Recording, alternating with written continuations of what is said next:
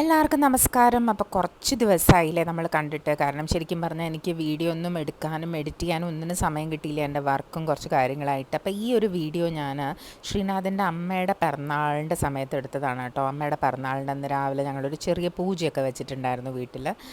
അമ്മയ്ക്കും ഒരു സന്തോഷമായി മനസ്സിൽ.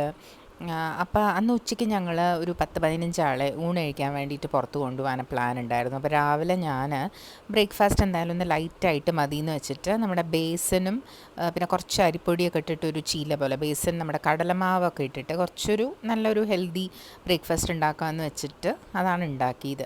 അപ്പോൾ ശരിക്കും ഈ സമയത്തും ബോംബെയിൽ നല്ല മഴയുള്ള ഒരു ടൈം തന്നെയായിരുന്നു. കാരണം ബോംബെയിൽ പൊതുവേ മഴ തുടങ്ങിയ ഒരാഴ്ചയൊക്കെ കണ്ടിന്യൂസ് റെയിൻസ് ആയിരിക്കും.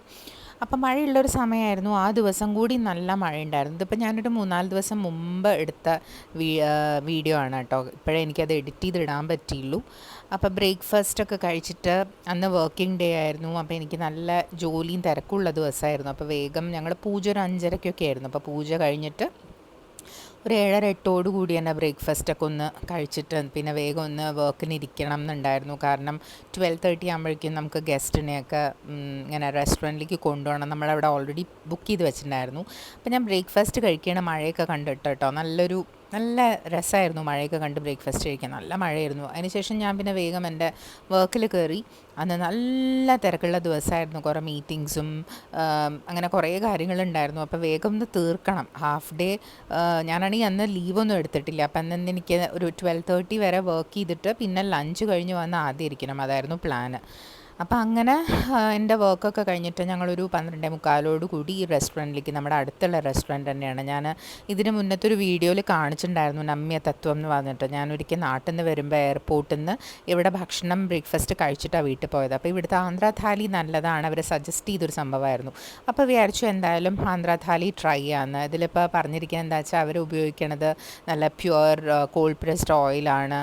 മൈദയില്ല, റിഫൈൻഡ് ഓയിലില്ല, വൈറ്റ് ഷുഗർ ഇല്ല. അപ്പം നല്ല ഫുഡായിരുന്നു. ഒരുവിധം തരക്കേടില്ലാത്ത ഭക്ഷണമായിരുന്നു. നല്ല ഹോംലി ഫുഡ് എന്ന് പറയാം.